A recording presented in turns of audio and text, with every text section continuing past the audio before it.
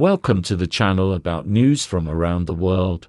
While you subscribe and like it, we're going to start. The restored dialogue is an attempt by President Joe Biden to demonstrate the possibility of a middle path in the confrontation with China. Between conflict and appeasement, Biden believes that the U.S. can and should compete with the Middle Kingdom, while at the same time erecting barriers that will prevent competition from turning into confrontation. Washington and Beijing can even find ways to cooperate on pressing global issues such as climate change.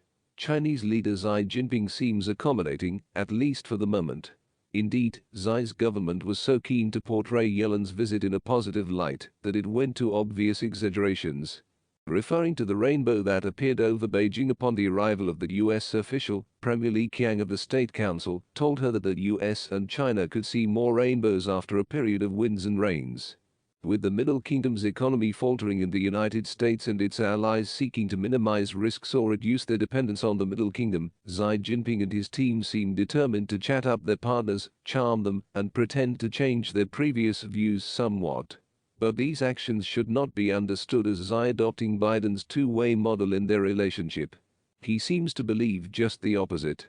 That gentlemanly competition is unsustainable, and that Washington must either capitulate to Beijing's wishes or prepare for China to fight to the bitter end. How Xi ultimately responds to Biden's walk-ins could make the difference between an era of Cold War style, great power rivalry, which would also be bad enough, and a hot war that would be a disaster for all.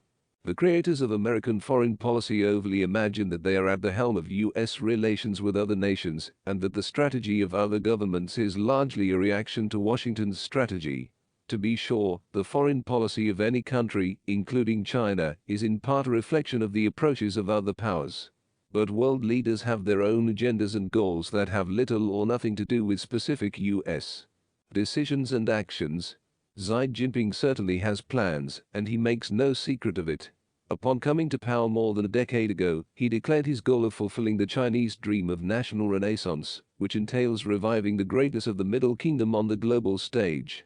Achieving this aspiration entails reunification, as the communists call it, with Taiwan to make the nation unified, based on China's definition of its sovereign borders. Xi has promised to build a world-class military force in the country to add weight to his foreign policy ambitions. His government has also announced plans to use state support to dominate new technologies, including electric cars and artificial intelligence. More recently, the Chinese leader has outlined his vision for a new world order that would strip international relations of liberal values and instead increase the legitimacy of authoritarian governments. Throughout his tenure, Xi has pursued these goals forcefully, with little heed from Washington. He has systematically ignored U.S.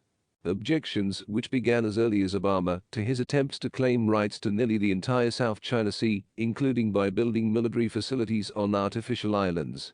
In addition, Washington is making it clear to Beijing that it considers Xi's industrial policy, which directs large amounts of government financial support to high-tech industries, unfair and threatening to American companies.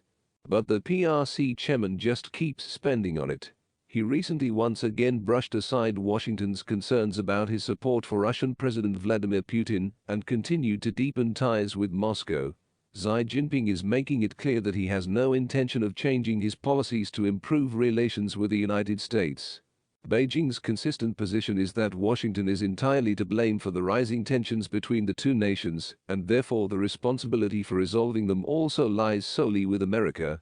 If the United States does not put on the brakes and continues on the wrong path, Chinese Foreign Minister Qin Gang said in March, conflict and confrontation will become inevitable. Thank you for watching. If you're interested, subscribe and leave a comment.